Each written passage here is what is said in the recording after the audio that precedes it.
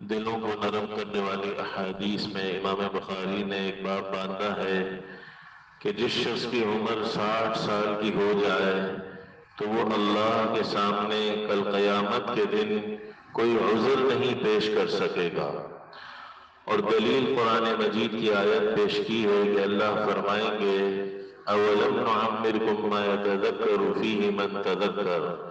کیا ہم نے تم کو اتنی عمر نہیں دی تھی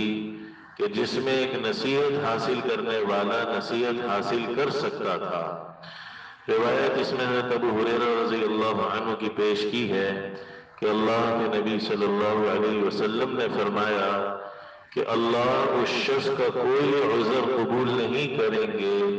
کہ جس کو اللہ نے عمر دی یہاں تک کہ وہ 60 سال کا ہو گیا۔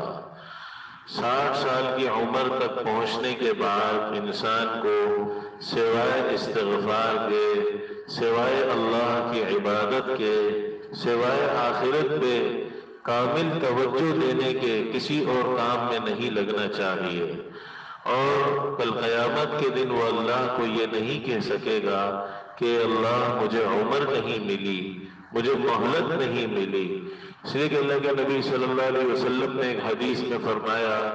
اعمار امتی ما بین 60 الی 70، میری امت کی عمریں 60 سے 70 سال کے درمیان میں ہیں۔ تو 60 سال کے بعد انسان ویسے ہی جسے کہا جائے کہ عمر کی مدت کے بعد اللہ اسے جتنا بھی موقع دے رہے ہیں اسے غنیمت جاننا چاہیے، لیکن میرے دوستو جو 60 سال کا نہیں ہے اسے بھی چاہیے کہ وہ آخرت کی طرف متوجہ ہو۔ آج کل جس قسم کی بیماریاں ہیں، جو حوادث ہیں، جو اللہ تعالیٰ کی طرف سے عذابات ہیں اور طرح طرح کی اموات کی ہم خبریں سن رہے ہیں، تو یہ جوانوں کو بھی آ سکتی ہے۔ تو یہ سمجھنا کہ ہم 60 سال کے ہوں گے، بیمار ہوں گے، مہلت ملے گی، یہ بھی دھوکہ ہے۔ اور جو ہو گئے ہیں 60 سال کے انہیں اور زیادہ اللہ کی طرف متوجہ ہونا چاہیے۔ اللہ سے دعا ہے اللہ ہم سب کو، پوری امت مسلمہ کو فکر آخرت نصیب فرمائے۔ وآخر دعوانا الحمدللہ رب العالمین۔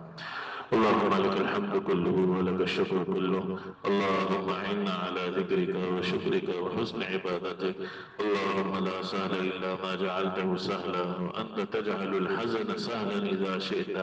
اللهم الطف بنا في تيسير كل عسير فإن تيسير كل عسير عليك يسير، وصلى الله وسلم على خير خلقه محمد وعلى آله وصحبه أجمعين برحمتك يا أرحم